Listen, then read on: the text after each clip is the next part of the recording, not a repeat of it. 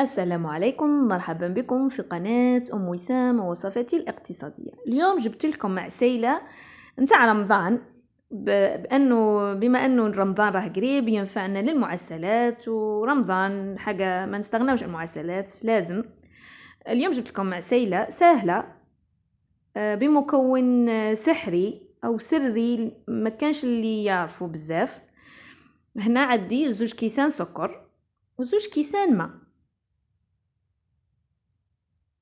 كاس نديرو في طاوة نخليه على نار هادية يولي كما نقولوا كراميليزي، والكاس الاخر نديرو في طاوة وندير عليه 2 كيسان تاع ماء نخليهم يعقدوا.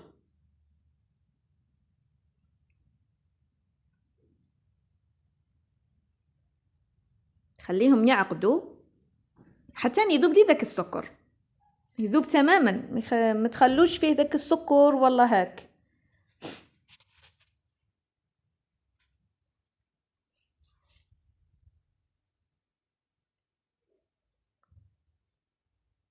هذا ينفعنا في رمضان.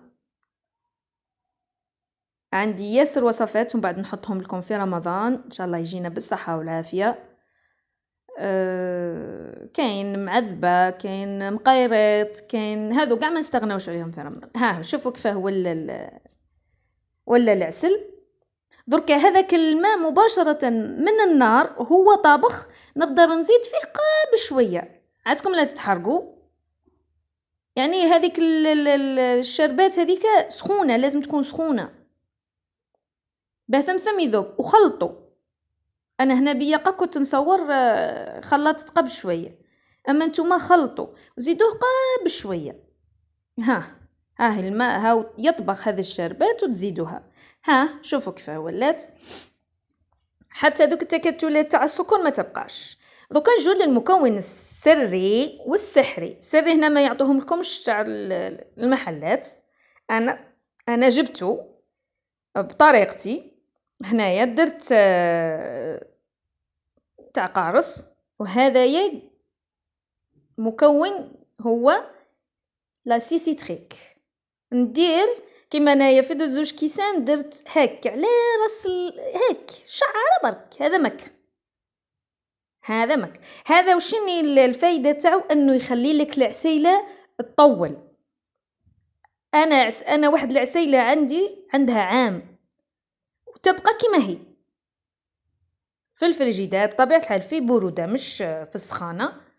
هذا هو كيما نقولوا حنايا مش عارفه الماده الحافظه لهذا العسل. ها جاني هايل دوغي مش محروق ولا، بصح لازم تتبعوا نفس الطريقه، ما تخلوش داك العسل الاول يتحرق. كون يتحرق خلاص فزد العسل باسكو يطلق هاك ريحه الحروقه مراره.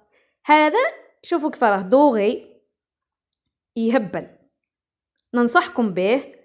وهذا الايامات نحط لكم معسلات تاع رمضان تجهيز، نجهزوا لسيدنا رمضان ان شاء الله. المهم ما تنساونيش بالاعجاب والاشتراك وتعليق زين كيما نتوما، والسلام عليكم.